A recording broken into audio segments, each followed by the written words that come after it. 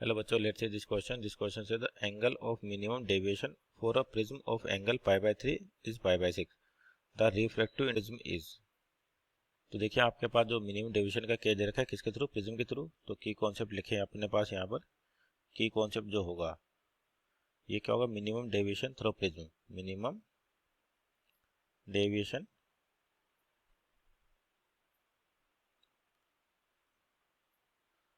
From prism.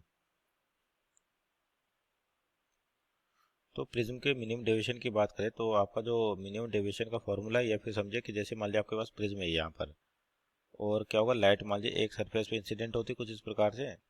ये हो गया सरफेस पे मान लीजिए नॉर्मल, और यहाँ पे रिफ्लेक्ट हो गया आपके पास, और वहाँ पे दूसरी सरफेस पे गिरेगी, और मान लेते हैं इसका सेकंड सरफेस का नॉर्मल हो गया n2, इसको कहते हैं n1। और उसके बाद क्या होगा, रे फिर से डाइवर्ट हो जाएगी, नहीं बाहर की ओर निकलेगी।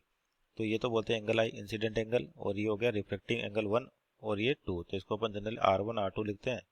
और ये हो गया इमरजेंसी एंगल E, और यहाँ पर ये जो होता है इसको बोलते हैं प्रिज्म एंगल। तो अगर मिनिमम डेविएशन की बात करें तो आई की जो वैल्यू होती है वो ई के बराबर होती है आपके पास। और जो प्रिज्म एंगल होता है ये बेसिकली कितना, R1 प्लस R2। तो अगर आई बराबर ई है तो इसका मतलब क्या होगा, आपके पास यहाँ पे स्नेल्स लॉ लगाए अपन, तो ये एंगल और R1, और आई बराबर ई है तो फिक्स है कि R1 R2 पे आपके पास क्या होंगे, बराबर होंगे, यानी कि R1 इक्वल टू R2। तो यानी कि जो एंगल ऑफ प्रिज्म हो गया तो इसको अपन जनरल R1 प्लस R2, यानी कि लिख सकते हैं अपन A/2 मान लेते हैं R1 के बराबर। तो यहाँ पर अगर आपके पास मिनिमम डेविएशन है तो जो आपके पास इक्वेशन होती है कि अपने को रिफ्लेक्टिव इंडेक्स चाहिए, तो इक्वेशन क्या होती है आपके पास, reflective index equal to sign,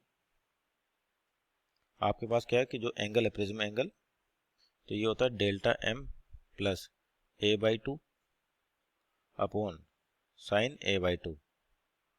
तो जो डेल्टा एम है आपके पास इसको बोलते हैं मिनिमम डेविएशन। तो आपको यहाँ पे वैल्यू दे रखी है मिनिमम डेविएशन की कितनी, π/3, angle of minimum deviation of prism angle. तो आपको π/3 प्रिज्म एंगल है और डेविएशन कितना π/6 है। तो यहाँ पर वैल्यूज रखे अपन, तो साइन डेल्टा एम की वैल्यू कितनी π/6, और आपके पास ए एंगल ऑफ प्रिज्म कितना देगा π/3, और डिवाइड बाई 2 अगेन, तो अपॉन में क्या साइन A/2, यानी कि साइन ए की वैल्यू कितनी है आपके पास आपको दे रखी है 6, सॉरी π/3, तो यानी कि π/3 डिवाइड बाई 2, यानी कि ये बचेगा π/6 हो जाएगा आपके पास। तो इसको सोल्व करें फर्दर, तो साइन ये कितना हो गया आपके π/6 का मतलब हो गया आपके साइन 30 डिग्री, और ये साइन 60 डिग्री।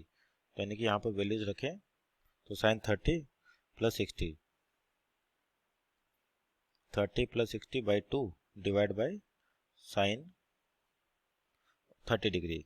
तो यहाँ पर वैल्यूज, तो n हो जाएगा आपके पास n इक्वल टू साइन आपका 30 प्लस 60 यानी 90 बाई 2 दैट इज 45 डिग्री।